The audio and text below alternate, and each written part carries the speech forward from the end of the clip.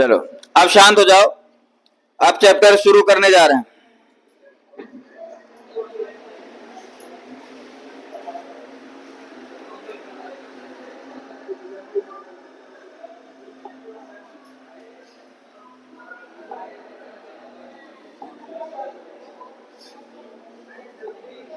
हाँ, ये वाला ग्रीन सही है।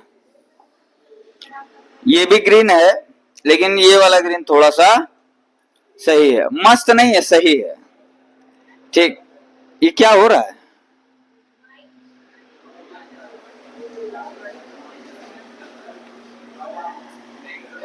इससे नहीं है, बाहर से कहीं हो रहा है। अबे न्यूक्लियर वॉर नहीं ना हो गया? इस समय डर ही लग रहा है कि कहीं परमाणु बम पाकिस्तान वाले ना फोड़ दें। ठीक है, नहीं फोड़ेंगे नहीं। पर यह आवाज काफी इरिटेटिंग है, परेशान कर रही है। इलेक्ट्रोकेमिस्ट्री। ठीक, क्या है ये इलेक्ट्रोकेमिस्ट्री? पहले इस चीज को देखा जाए। इलेक्ट्रोकेमिस्ट्री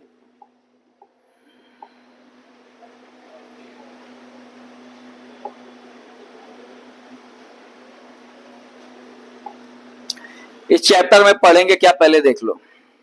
ठीक है, और इस चैप्टर को पहले तो कई पार्ट में हम लोग डिवाइड कर लेते हैं कि इस चैप्टर में क्या क्या चीजें हैं जो हम लोग पढ़ेंगे और किन किन चीजों से क्वेश्चंस आएंगे बोर्ड परीक्षा में। ठीक है, अब पिछले साल जैसे क्या था, होम एग्जामिनेशन रहता था तो पेपर बना दिया, जैसे सूती उठे आदमी पेपर बना दिया, कोई दिक्कत नहीं है, जो मन में आया दे दिया। लेकिन बोर्ड परीक्षा का एक पैटर्न होता है पूनम। बोर्ड परीक्षा का क्या होता है? एक पैटर्न होता है, उस पैटर्न पर ही बोर्ड परीक्षा के प्रश्न आते हैं।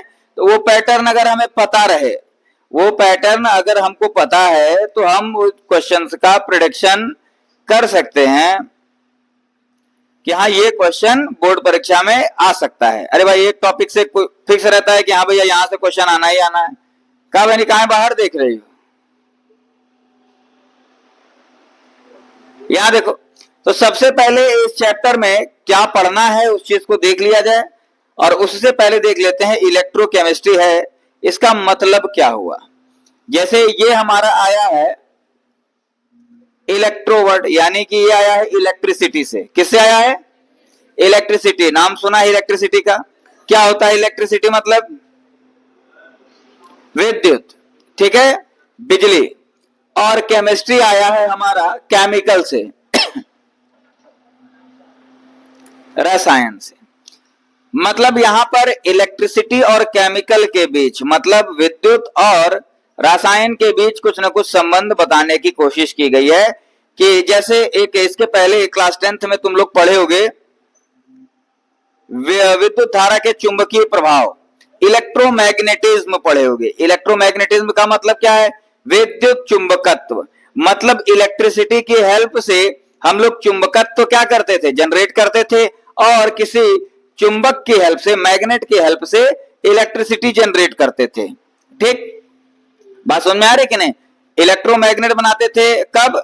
जब इलेक्ट्रिसिटी देते थे और मैग्नेट बनता था। और जब हम जनरेटर बनाते थे तो उसमें मैग्नेटिज्म की हेल्प से इलेक्ट्रिसिटी, मतलब चुंबकत्व की सहायता से बिजली पैदा करते थे। ठीक, यहां पर सेम चीज है। यहां पर क्या करेंगे हम लोग? यहां पर इलेक्ट्रिसिटी की हेल्प से केमिकल जनरेट करेंगे। ठीक है, यहां पर पढ़ेंगे क्या? इलेक्ट्रिसिटी और केमिकल, इन दोनों के बीच रिलेशन पढ़ेंगे कि इलेक्ट्रिसिटी की सहायता से कैसे केमिकल जनरेट किया जाता है, केमिकल का निर्माण किया जाता है, केमिकल बनाए जाते हैं, और केमिकल की सहायता से कैसे इलेक्ट्रिसिटी जनरेट की जाती है। बात समझ में आ रही है कि नहीं? इस चैप्टर में हम लोगों को यही चीज पढ़नी है। ठीक है, कितने पार्ट में ये चैप्टर डिवाइडेड है देख लेते हैं। ठीक है, सबसे पहले हम लोग पढ़ेंगे इसमें इलेक्ट्रोकेमिकल सेल के बारे में। ठीक, सबसे पहले क्या पढ़ेंगे इसमें? इलेक्ट्रोकेमिकल सेल, यानी कि विद्युत रसायन सेल। सबसे पहले क्या पढ़ेंगे? विद्युत रसायन सेल। विद्युत रसायन सेल। ठीक, जिसे इलेक्ट्रोकेमिकल सेल भी कहा जाता है। पिछले साल रिडॉक्स रिएक्शन में ये चीज पूरी तरह से पढ़े हुए हो, लेकिन फिर से यहाँ पर रिवाइज कराया जाएगा और थोड़ा सा और डीप चला जाएगा, थोड़ा सा और डीप में जाकर के हम स्टडी करेंगे इसकी, ठीक है।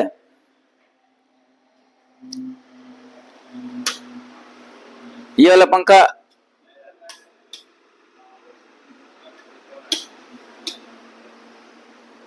हाँ अब बंद हुआ, ठीक है। इसके बाद हम लोग पढ़ेंगे जो सबसे इंपॉर्टेंट टॉपिक है इसमें, जिससे सेलेक्ट मतलब क्वेश्चन फिक्स है कि आएगा ही आएगा, वो है नर्स्ट इक्वेशन। इलेक्ट्रोड पोटेंशियल है टॉपिक, उसके अंदर आता है ये नर्स्ट समीकरण, नर्स्ट इक्वेशन। इस पर आता है न्यूमेरिकल। नर्स्ट इक्वेशन तुम्हारी एनसीईआरटी की एक्सरसाइज में अगर देखोगे तो 3.5 क्वेश्चन नंबर 3.5 3.5, उसके अंदर 4 प्रश्न दिए गए हैं। उन 4 में से ही एक प्रश्न बोर्ड परीक्षा में आएगा ही आएगा, लिख लो, छप चुका है, पेपर लीक, बोर्ड परीक्षा में आना ही आना है 3.5, ठीक है। तो अब उसको देखो, नहीं है उसमें, मान लो बती, ठीक है, देखो नहीं, जब बताएंगे तब लगा लेना, ठीक है। इसके बाद हम लोग को प्रतिरोध, प्रतिरोधकता, प्रतिरोधकता, मोलर चालकता,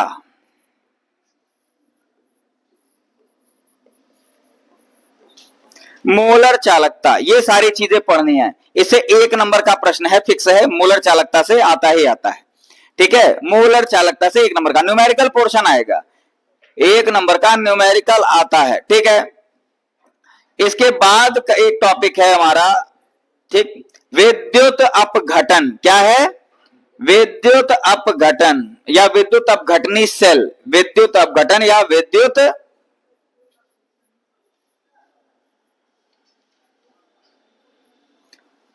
अपघटनी सेल, विद्युत अपघटन, ठीक है। इससे भी फिक्स है एक प्रश्न आना, 1 नंबर का ही आएगा, लेकिन इससे फिक्स है कि 1 नंबर का प्रश्न तो आना ही आना।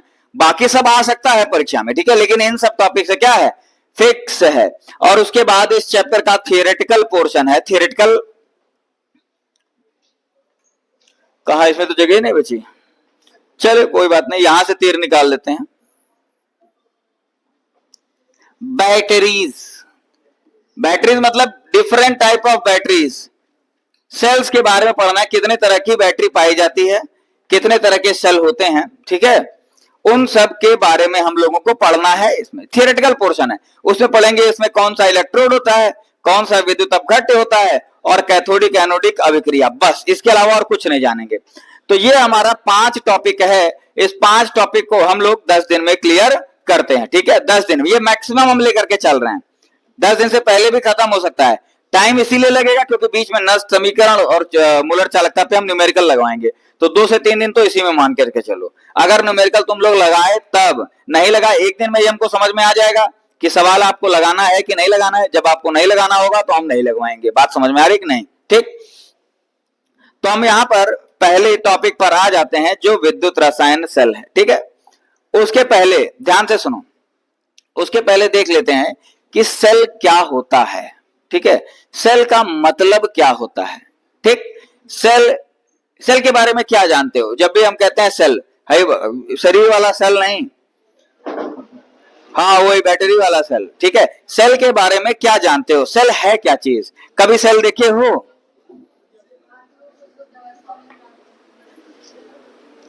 बताइए भाई, कोई क्या होते हैं सेल? हाँ, सेल क्या होता है? हाँ, क्या साजन चले से सवाल क्या कह रहा है? कहा भाई सुजीत, गधा, अब बोलो जी सर, खड़े जाओ, बताओ सेल का मतलब क्या होता है? कुछ बोले तो थे अपनी गंदी सी आवाज में। अक्षय कुमार, तुम भी कुछ बोल रहे थे अपनी भद्दी बेकार आवाज में। हाँ, ठीक है। देखो एक चीज जान लो, जिसने भी मेरे पिछले साल की कुछ बातें सुनी होंगी उसको कुछ ना कुछ तो याद होगा ही होगा। रेडॉक्स अभिक्रिया में सेल की परिभाषा हमने यही बताई थी कि ऐसे डिवाइस, ये कोई डिवाइस होता है, ठीक है, ऐसा डिवाइस जो केमिकल एनर्जी को इलेक्ट्रिकल एनर्जी में या इलेक्ट्रिकल एनर्जी को केमिकल एनर्जी में चेंज कर दे। मतलब ध्यान से सुनना, विद्युत ऊर्जा को रासायनिक ऊर्जा में परिवर्तित कर दे या फिर रासायनिक ऊर्जा को विद्युत ऊर्जा में परिवर्तित कर दे, उसी को क्या कहते हैं हम लोग? सेल कहते हैं। कोई समस्या किसी को इसमें? कोई दिक्कत है? सेल का मतलब क्या निकल करके आ रहा है? ऐसा डिवाइस, ऐसी मशीन जो विद्युत ऊर्जा को रासायनिक ऊर्जा में या फिर रासायनिक ऊर्जा को विद्युत ऊर्जा में परिवर्तित कर दे। कोई समस्या? ये होता है सेल, ठीक है। यहां पर हम लोग को साफ दिख रहा है कि यहां पर हम दे क्या रहे हैं? केमिकल। हमें मिल क्या रहा है? आप लोग यहां ध्यान दो, यहां मिल क्या रहा है? हमें इलेक्ट्रिसिटी। मतलब हम देंगे केमिकल और हमको मिलेगी इलेक्ट्रिसिटी, रसायन देंगे और मिलेगा विद्युत, ठीक। और इस तरह का जो सेल है, इसमें क्या होता है? हम देते हैं इलेक्ट्रिसिटी, मतलब बिजली हम देंगे और हमको मिलेगा क्या? केमिकल, यानी कि रसायन। यानी कि अब कहा जाए कि सेल कितने तरह के होते हैं, तो सेल हमारे दो तरह के दिख रहे हैं। एक ऐसा सेल जो विद्युत ऊर्जा को रासायनिक ऊर्जा में बदलता है और एक ऐसा सेल जो रासायनिक ऊर्जा को विद्युत ऊर्जा में बदल देता है। बात समझ में आ रही कि नहीं? बाबू शुभम प्रताप सिंह, SPS, ध्यान दो, ठीक। तो ऐसा सेल जो केमिकल एनर्जी को इलेक्ट्रिकल एनर्जी में कन्वर्ट करता है, मतलब केमिकल देते हैं हम और हमको क्या मिलता है?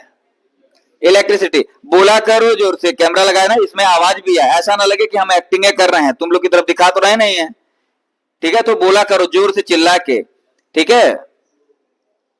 केमिकल एनर्जी को इलेक्ट्रिकल एनर्जी में यहां पर कन्वर्ट कर रहे हैं, ठीक है। नीचे क्या है? इलेक्ट्रिकल एनर्जी को केमिकल, मतलब हम दे क्या रहे हैं? क्या दे रहे हैं नालायक? इलेक्ट्रिसिटी दे रहे हैं। मिल क्या रहा है हमको? क्या मिल रहा है? क्या मिल रहा है? केमिकल, ठीक, बहुत अच्छे। दो तरह के सेल हुए। तो ऐसा सेल जिसको हम लोग केमिकल देते हैं और हमें इलेक्ट्रिसिटी मिलती है, इसको बोलते हैं इलेक्ट्रोकेमिकल सेल। इलेक्ट्रोकेमिकल सेल यानी कि विद्युत रसायन सेल, विद्युत रासायनिक सेल,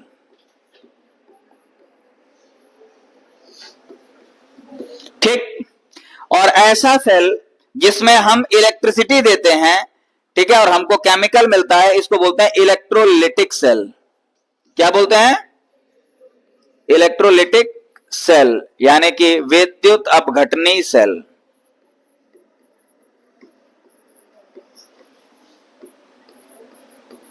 विद्युत अपघटनी सेल, ठीक। अब दो तरह के सेल होते हैं, ये चीज क्लियर हो गया, दो तरह के सेल। अच्छा, अब हम लोग ये देखते हैं कि हम लोग डेली लाइफ में, अपने डेली लाइफ में कौन सा सेल सबसे ज्यादा इस्तेमाल करते हैं? इलेक्ट्रोकेमिकल सेल या इलेक्ट्रोलिटिक सेल? विद्युत रासायनिक सेल या विद्युत अपघटनी सेल? कौन सा सेल ज्यादा यूज किया जाता है हम लोग डेली लाइफ में अपने? अच्छा, बोल नहीं पा रहे हो तो ये पहला वाला, ये दूसरा वाला। पहला वाला है दूसरा वाला? दूसरा वाला। पहला वाला कि दूसरा वाला? ये कोई लड़की है जो दूसरा वाला बड़ी तेज चिल्ला रही है। पहला वाला कितने लोग कह रहे हो? Electrochemical cell. नागेंद्र भाई खड़े हो जाओ। कहां इस्तेमाल करते हो तुम डेली लाइफ में? मतलब हम लोग इस्तेमाल करते हैं, हम ये कहना चाह रहे हैं। टॉर्च में, ठीक, बहुत अच्छे, बैठ जाओ। दूसरा वाला तुम कहां इस्तेमाल करते हो? कहां ऐसा होता है कि तुम इलेक्ट्रिसिटी देती हो और तुम्हें मिल जाता है केमिकल? ऐसे झुट्टे ना बोल दो, ठीक है। तो ये वाला ये सेल यानी कि इलेक्ट्रोकेमिकल सेल ही हम लोग डेली लाइफ में ज्यादा इस्तेमाल करते हैं। हम रसायन देते हैं और हमें बिजली मिलती है। बात समझ में आ रही है कि नहीं? तो हम पहला वाला सेल ही डेली लाइफ में हर जगह इस्तेमाल करते हैं, इलेक्ट्रोकेमिकल सेल। तो इसी इलेक्ट्रोकेमिकल सेल के बारे में हम लोग पढ़ते हैं कि क्या होता है इलेक्ट्रोकेमिकल सेल, और एक एग्जांपल लेकर के समझते हैं, ठीक है। देखो ध्यान से, हम लोग यहां पर इलेक्ट्रोकेमिकल सेल में जो पहला इलेक्ट्रोकेमिकल सेल पढ़ेंगे,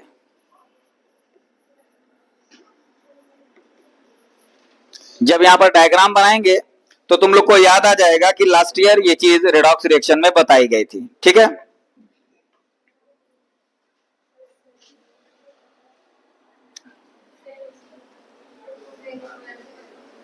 सेल स्पेलिंग सही है, यही वाला रहेगा।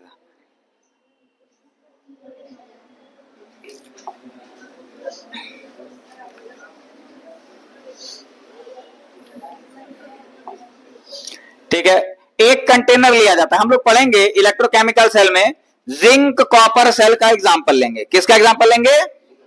जिंक कॉपर सेल का। बात ना करो बेटा पीछे बैठ के। जिंक कॉपर सेल का एग्जांपल लेंगे, जिंक कॉपर सेल। ठीक, एक कंटेनर लिया, इस कंटेनर में हमने जिंक सल्फेट का विलयन डाल दिया। क्या डाल दिया?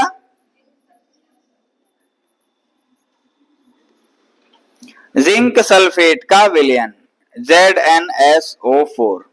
ठीक है, अच्छा ZnSO4 का जब विलयन डाला है तो एक चीज जानते होंगे कि विलयन में कोई अगर लवण है तो वो अपने आयनों के फॉर्म में रहता है। जैसे मैंने बताया था ना, NaCl को पानी में डाले Na प्लस अलग Cl माइनस अलग, वैसे ही जैसे ही इसका विलयन बनाते हैं तो इसमें क्या होगा, जिंक आयन अलग हो जाएगा और सल्फेट आयन अलग, ऐसे मूव करता रहेगा। ठीक है, कोई दिक्कत? एक दूसरा कंटेनर लेते हैं,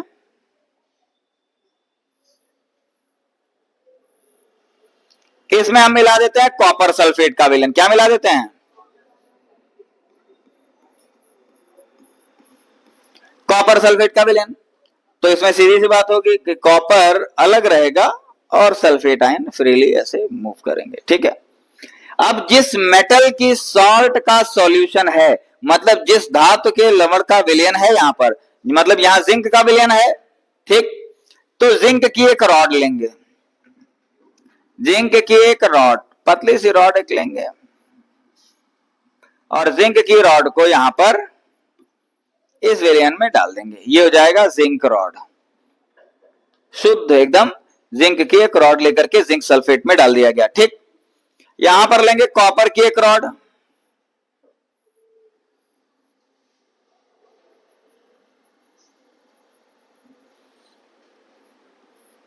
भाई उधर अगर जिंक की रॉड ली गई है जिंक सल्फेट के विलयन में तो कॉपर सल्फेट में कॉपर की रॉड ली जाएगी। ठीक है, कॉपर की रॉड है और इसको कनेक्ट कर देते हैं, ध्यान से सुनना, इसको कनेक्ट कर देते हैं एक वायर से, इसको कनेक्ट कर देते हैं एक वायर से। और पिछले साल भी हमने पूछा था कि सर्किट कंप्लीट हुआ। ठीक है, सर्किट कंप्लीट अभी नहीं हुआ। जब भी कोई इलेक्ट्रिकल सर्किट कंप्लीट करना होता है तो हम उसको एक क्लोज लूप में बनाते हैं। क्लोज लूप मतलब, अरे जैसे स्विच ऑन करते हैं तो स्विच ऑन क्यों करते हैं? ताकि जो हमारा सर्किट है वो कंप्लीट हो जाए, एक लूप बना ले। लूप मतलब जो धारा है वो प्रवाहित होती रहे। तो यहां पर मान लो धारा और कहीं अगर बनती भी है, कैसे बनेगी अभी देखा जाएगा। धारा और बनती है यहां जाके यहाँ पे आके ऐसे खत्म हो जा रही है, और अगर लूप रहता है तो ऐसे चलती रहती है। लूप मतलब जानते हो ना, कहा बहु पहली पीरियड में ही आगे ही बैठ करके सो भी रहे हो, अब इसके खोपड़ी पे ये माइक रखो, ये रखो, स्पीकर रखो, नींद नहीं आएगी उसको, वही रखो,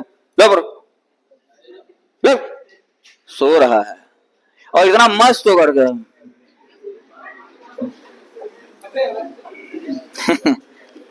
चलो अब आवाज आ रही है ना? ठीक, इन दोनों को जोड़ते हैं हम एक सॉल्ट ब्रिज से। किससे जोड़ते हैं? सॉल्ट ब्रिज से। ठीक, लवण सेतु।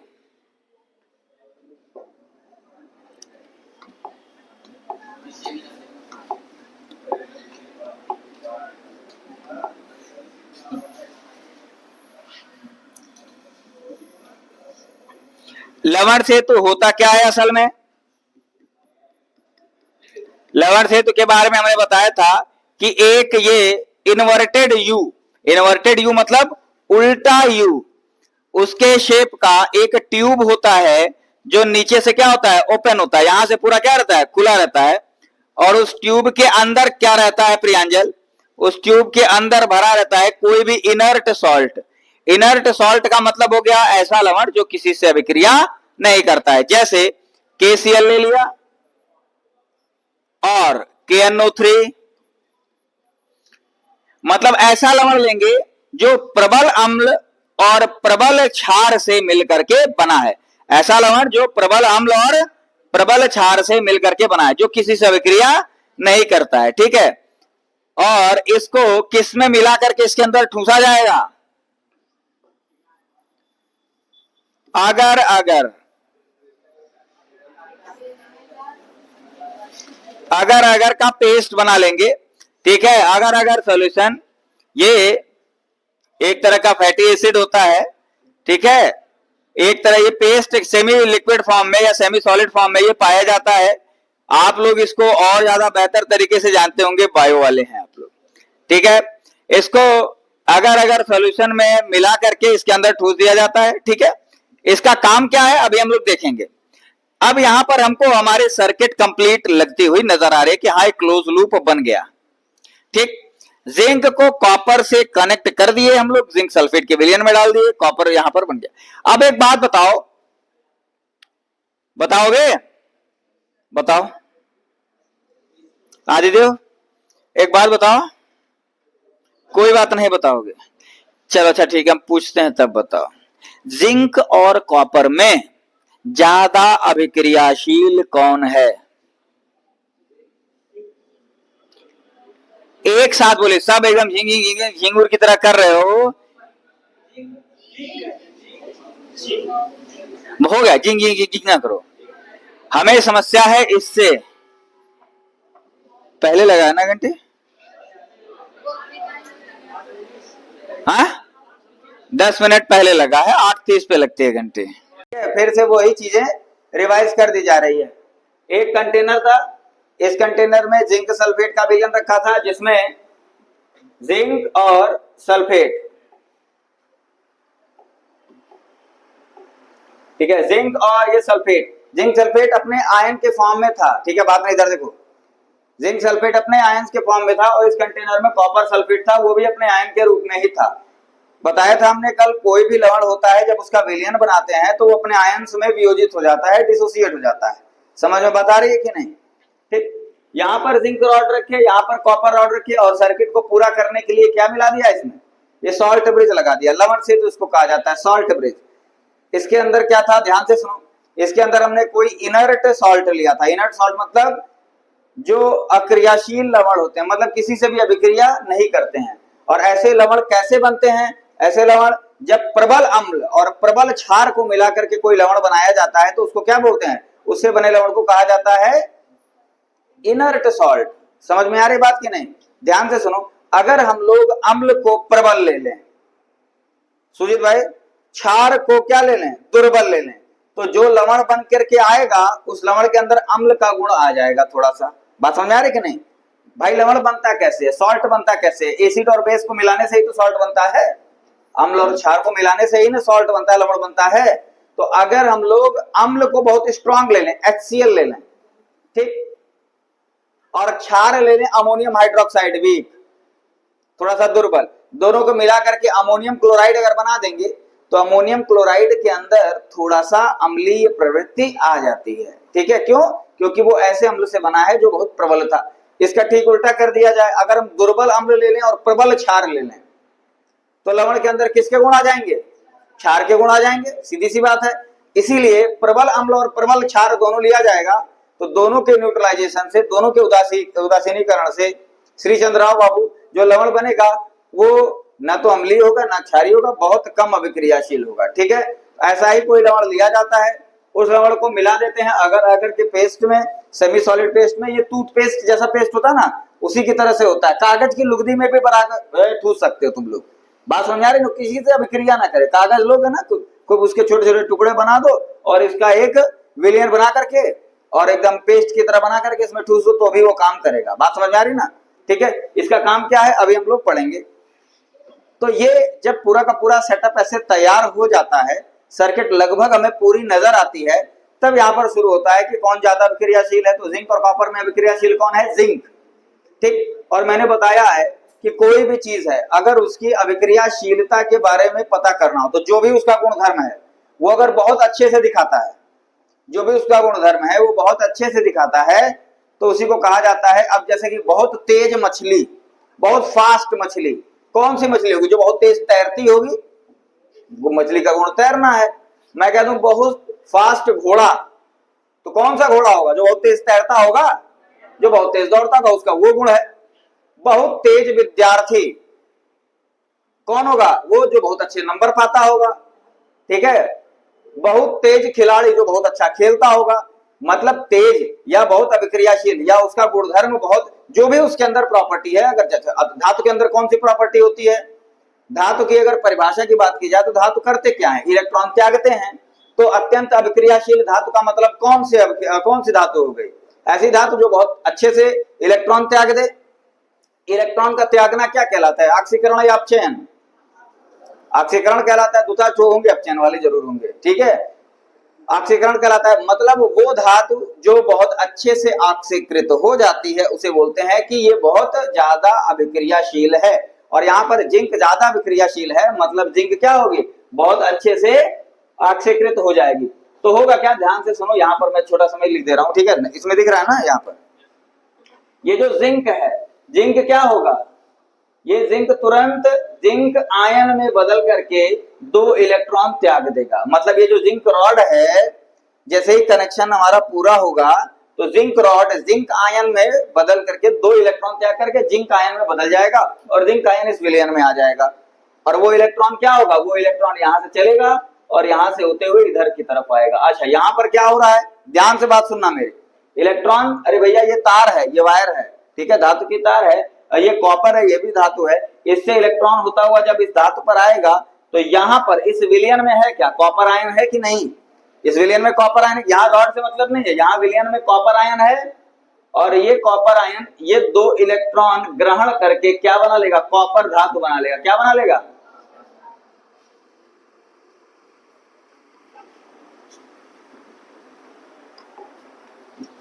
कॉपर धातु बना लेगा, ठीक है। और कॉपर धातु, इसमें से जो आयंस है वो कॉपर धातु बना करके इसके ऊपर क्या होंगे? चिपकते जाएंगे, डिपॉजिट होते जाएंगे, ठीक है, प्रेसिपिटेट बनाते जाएंगे। तो अब ध्यान से सुनो, हुआ क्या है इस अभिक्रिया में? हुआ क्या है कि जिंक आयन में बदल के इस विलयन में आ रहा है, कॉपर आयन कॉपर में बदल के उस रॉड पर जाकर के डिपॉजिट होता जा रहा है, ठीक है। और इस पूरी प्रक्रिया में हमारा फायदा कहां पर हो रहा है? हमारा फायदा यहां पर, बस इतनी दूरी में हमारा फायदा हो जा रहा है। भाई हमको चाहिए क्या? किसी भी सेल से हमको चाहिए क्या? करंट चाहिए। करंट का मतलब फ्लो ऑफ चार्ज, ठीक है। यहीं पर तो इलेक्ट्रॉन का फ्लो हो रहा है इसी तार से। अब इसी में अगर बल्ब लगा दिया जाए तो क्या होगा? बल्ब हमारा जलने लगेगा। पंखा, कूलर, एसी जो मन करे वो लगा दो। बात समझ आ रही है कि नहीं? ठीक है। तो यहां पर हमें इलेक्ट्रिक करंट देखने को मिल जाएगी। बात समझ आ रही? अब इसके बाद जो छोटी छोटी चीजें हैं वो ध्यान देते हैं, ठीक। अब ये कौन सा टर्मिनल होगा? यहां से देखिए इलेक्ट्रॉन हमारा जा रहा है, यहां से इलेक्ट्रॉन जा रहा है, सोर्स ऑफ इलेक्ट्रॉन की तरह बिहेव करेगा कि नहीं? ये सोर्स ऑफ इलेक्ट्रॉन मतलब इलेक्ट्रॉन के स्रोत की तरह बिहेव करेगा। ये हो जाएगा हमारा नेगेटिव टर्मिनल, इसको बोलते हैं एनोड, ठीक। जो थोड़ा बहुत जानते होंगे वो यहां पर हल्का सा कंफ्यूज होंगे कि सर जी हमने कैथोड को नेगेटिव टर्मिनल पढ़ा है, इसके पहले जहां पे पढ़ा है कैथोड को नेगेटिव टर्मिनल पढ़ा है, तो वहां पर दूसरी सिस्टम होता है, दूसरा सिस्टम होता है। कौन सा सिस्टम होता है अभी बता रहे हैं। और ये क्या हो जाएगा हमारा पॉजिटिव टर्मिनल। पॉजिटिव टर्मिनल को क्या बोलते हैं? कैथोड। देखिए अब उस सिस्टम की जब बात करते हैं, उस सिस्टम की बात करते हैं, वहां पर आपने ध्यान दिया होगा, अगर जो बच्चे जान रहे हैं मैं उनकी बात कर रहा हूं, ठीक है। जो बच्चे कंफ्यूज नहीं है मतलब उनको पता ही नहीं है, इसके पहले कुछ पढ़े ही नहीं है, ठीक है। क्योंकि इसके पहले जो भी तुम लोग सेल पढ़े होगे उसमें कैथोड नेगेटिव टर्मिनल पढ़े होगे, कैथोड रे एक्सपेरिमेंट में देखे होगे। तो वहां पर हुआ क्या था कि बाहर से सेल लगाया गया था। ये तो खुद सेल है, समझ में आ रही बात की नहीं? यहां हमने सेल बनाया है, यहां कहीं पर बैटरी सेट किए हो क्या? अबे बैटरी बना रहे हैं हम, ये सेल हम क्या कर रहे हैं? बना रहे हैं। बात समझ में आ रही है कि नहीं? ठीक है, यहां पर सेल बनाया जा रहा है। और इसके पहले जो हम लोग पढ़े थे, भाई तो आवाज अच्छी आ ही नहीं रही होगी अब तक। तो यहां लगाए थे ना कल।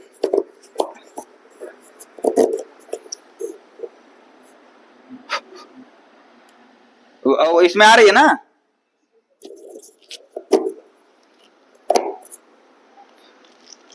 तो मुंह में बुझ जाएगा। अब आएगी, अब दोनों में आएगी। फ्लेमिंग लेफ्ट हैंड रूल लग गया इसी वाला, दोनों आवाज रिकॉर्ड हो गई, ठीक। हरिओम पाल। तो यहां पर हमें करंट कहां देखने को मिल रही है? इस वायर के अंदर करंट देखने को मिल रही है और यही हमारा बैटरी का काम करेगा। ठीक है, अब यहां पर देखेंगे ध्यान से, हिना अंसारी सोइए नहीं, यहां ध्यान दीजिए। ठीक है, ये जिंक है, जिंक आयन में कन्वर्ट हुआ है 2 इलेक्ट्रॉन त्याग करके। तो इलेक्ट्रॉन का त्यागना क्या कहलाता है? ऑक्सीकरण या अपचयन? ऑक्सीकरण, ऑक्सीडेशन। यहां पर हो रहा है ऑक्सीडेशन। ठीक, यहां कॉपर आयन क्या हो रहा है? रिड्यूस हो रहा है, इसका अपचयन हो रहा है, यहां हो रहा है रिडक्शन। और ये दोनों जो अभिक्रिया है, दोनों को मिला करके क्या कहते हैं? रेडॉक्स अभिक्रिया। अब शायद समझ में आ रहा हो कि रेडॉक्स अभिक्रिया में इस टॉपिक को लास्ट ईयर क्यों पढ़ा गया था। क्योंकि कोई भी सेल अगर काम करता है, कोई भी बैटरी अगर काम करती है, तो उसमें जो अभिक्रिया हो रही होती है वो कौन सी अभिक्रिया होती है? रेडॉक्स अभिक्रिया। एक टर्मिनल ऑक्सीकृत होता है और एक टर्मिनल अपचयित होता है। बात समझ में आ रही है ना? एक टर्मिनल पर ऑक्सीडेशन होता है और एक पर रिडक्शन होता है। ठीक है, अपचयन होता है। बात समझ में आ रही है? इतना क्लियर है? अब आगे चलते हैं। अब होगा कि सर अगर हम जिंक को इस साइड कर दें, कॉपर को इस साइड कर दें, तो कोई गलत हो जाएगा क्या? गलत नहीं हो जाएगा, पर तरीका गलत हो जाएगा। तरीका इसलिए क्योंकि कुछ चीजें होती है कन्वेंशनल। कन्वेंशनल मतलब समझते हो? कन्वेंशनल मतलब जो बता दी गई, वैज्ञानिकों ने कह दिया कि भैया ये है यूनिट पॉजिटिव चार्ज। फिजिक्स में पढ़ रहे हो कि नहीं? अभी 12th में हो ना तुम? 12th में पहुंच गया ना? यूनिट पॉजिटिव चार्ज ही हमेशा क्यों लिया जाता है? क्यों नहीं यूनिट नेगेटिव लिया जाता है? अच्छा ठीक है, 10th तो पढ़े थे ना, पैदा होते ही 11-12 में तो आए नहीं। 10th में तुम लोग पढ़ते होगे कि लेंस बनाया जाता था इसे, और लेंस के इधर जो भी दूरी लेते थे वो क्या लेते थे? ऋणात्मक लेते थे। काहे ऋणात्मक लेते थे? धनात्मक क्यों नहीं लेते थे? किताब में लिखा था इसलिए, सुविधा के लिए कन्वेंशनल कहा जाता है कि ये रूल बना दिया जाता है, क्योंकि उस रूल पर क्या होता है? फिर सारी चीजें। फिर लवण सेतु का काम फिर से बता दे रहे हैं कि क्या है लवण सेतु का काम। ध्यान से सुनना। पहला काम मैंने क्या बताया था? सर्किट को कंप्लीट करना। चलो ठीक है, ये तो याद है ना? सर्किट को पूरा करना, जो भी हमारा विद्युत परिपथ है उस परिपथ को पूर्ण करना, ये हमारा पहला काम हो गया। दूसरा जो सबसे महत्वपूर्ण काम है, ठीक है, वो क्या है कि इस जो लवण का विलयन है, जिसको हम लोग विद्युत अपघट्ट कहते हैं, विद्युत अपघट्ट क्या कहते हैं इसको? विद्युत अपघट्ट। इस विद्युत अपघट्ट की विद्युत उदासीनता को बनाए रखना। ठीक है, क्या कहते हैं? विद्युत अपघट्ट की विद्युत उदासीनता को बनाए रखना। अब विद्युत उदासीनता इसकी डिस्टर्ब होती है कि नहीं होती है? कैसे होती है? अब इस चीज को थोड़ा सा देख लेते हैं। जैसे अभी थोड़ी देर पहले हम क्या बता रहे थे कि मान लिया कि ये जिंक सल्फेट है, इसमें जिंक आयन है और सल्फेट आयन है, जितना इस पर धनावेश है उतना ही ऋणावेश है। तो हमारा जो विलयन है, विद्युत अपघट्ट है, वो पूरी तरह से विद्युत उदासीन है, इलेक्ट्रिकली न्यूट्रल है, इसके ऊपर कोई आवेश नहीं है। और यहाँ पर ऋण आवेश है, सेल हमारा अच्छे से काम कर रहा है। लेकिन जैसे जैसे यहाँ पर देखोगे तो जिंक रॉड जिंक आयन में कन्वर्ट होकर के विलयन में आ रही है, मतलब यहां से जिंक आयन इसमें आते जा रहा है। तो जिंक आयन की सांद्रता धीरे धीरे बढ़ेगी कि नहीं बढ़ेगी? जिंक आयन की सांद्रता धीरे धीरे बढ़ेगी। अब हमको लग रहा है और अच्छे समझ में आ रहा होगा, इसीलिए डायग्राम सामने रहना बहुत जरूरी होता है। जिंक आयन की सांद्रता जब धीरे धीरे बढ़ेगी तो जिंक आयन पर आवेश कौन सा है? धन आवेश। तो विलयन के अंदर धनावेश बढ़ने लगेगा, और वो बढ़ा हुआ धनावेश इस ऋणावेश को क्या करेगा? न्यूट्रलाइज करने की कोशिश करेगा। और ये ऋणावेश जब न्यूट्रलाइज होने लगेगा, उदासीन होने लगेगा, तो इसका जो इलेक्ट्रॉन फ्लो ऑफ इलेक्ट्रॉन है उसको प्रभावित करेगा, तो हमें करंट कम मिलेगी, सेल की एफिशिएंसी, सेल की क्षमता कम हो जाएगी। तो अगर हम इसको न्यूट्रल रखें, किसी तरह से कुछ भी ऐसा कर दें कि हमारा जो विद्युत अपघट्ट है वो पूरी तरह से उदासीन रहे, तो सेल अच्छे से काम करेगा कि नहीं करेगा?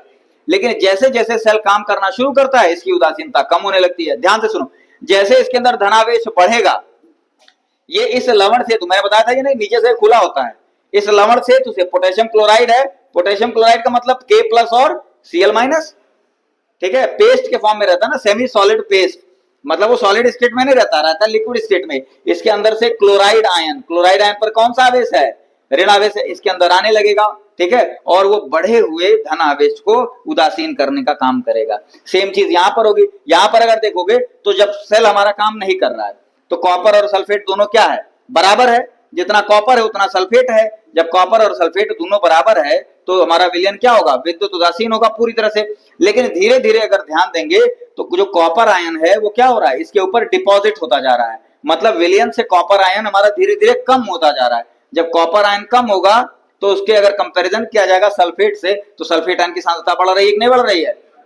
सल्फेट पर कौन सा आवेश है, कौन सा आवेश है, ऋण आवेश है। सल्फेट पर ऋण आवेश है, मतलब इस विलयन में धीरे धीरे ऋण आवेश की मात्रा बढ़ने लगेगी। और इसके ऊपर धन आवेश है, ठीक है, रॉड के ऊपर कौन सा आवेश है, धन आवेश। ये बढ़ा हुआ ऋण आवेश इस धन आवेश को उदासीन करने की कोशिश करेगा, और जब ये कम आएगा, ठीक है, ये कम होता जाएगा तो होगा क्या, अब ये इसका काम क्या था, इलेक्ट्रॉन को अपनी तरफ अट्रैक्ट करना, अपनी तरफ खींचना। जब धनावेश कम होता जाएगा तो इलेक्ट्रॉन को खींचने की क्षमता भी कम होती जाएगी, सेल की क्षमता पर प्रभाव पड़ेगा, ठीक। तो अब ये क्या करेगा, ये बढ़ा हुआ नेगेटिव चार्ज इसके अंदर ये जो पॉजिटिव चार्ज था, पोटेशियम आयन था, इसको अट्रैक्ट करेगा और इसको न्यूट्रलाइज कर देगा। मतलब लवण सेतु का काम क्या हुआ, जैसे जैसे सेल हमारा काम करना शुरू करता है तो जो विद्युत अपघट्य है उसकी विद्युत उदासीनता डिस्टर्ब हो जाती है, एक तरफ धनावेश आने लगता है, एक तरफ ऋणावेश आने लगता है। इलेक्ट्रोड पर, इनको क्या बोलते हैं, इलेक्ट्रोड कहा जाता है। इलेक्ट्रोड पर आवेश रहना चाहिए, इलेक्ट्रोड पर आवेश रहे, हमें कोई दिक्कत नहीं भैया, वही तो हमारा काम है, ठीक है, इलेक्ट्रोड पर आवेश रखना ही तो हमारा काम है। लेकिन विद्युत अपघट्य पर कोई आवेश नहीं आना चाहिए, बात समझ में आ रही कि नहीं, विद्युत अपघट्य पर कोई आवेश नहीं आना चाहिए। तो लवण सेतु के हमारे दो काम निकल करके आ गए, पहला काम विद्युत परिपथ को पूर्ण करना, दूसरा विद्युत अपघट्य की विद्युत उदासीनता को बनाए रखना, ठीक है, ठीक है, ये चीज क्लियर हो गई कि नहीं, ठीक। अब इसके बाद जो नेक्स्ट टॉपिक है, लोन वाला समझ में आ गया ना, लोन वाला क्या था, लोन का फुल फॉर्म कोई बता दे, जो हम कन्वेंशनल बता रहे थे। लेफ्ट साइड हमेशा क्या होगा, नहीं बोल पा रहे सब लोग, इतनी ज्यादा संख्या है, लेफ्ट साइड हमेशा क्या होगा, आप पूछ लेते हैं, ये भाई बड़ा टाइट है, कहीं घूम नहीं रहा।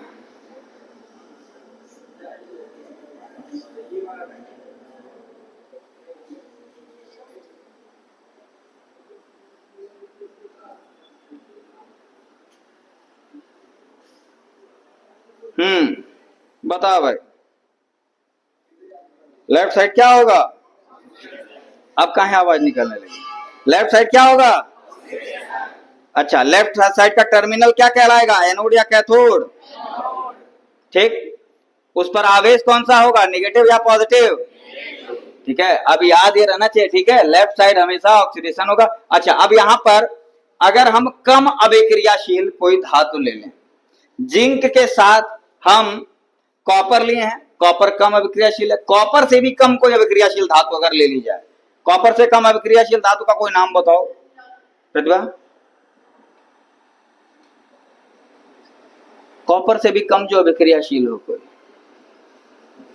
याद करो, और बचपन के दिनों को याद करो, 5 धातुएं बताए थे हम,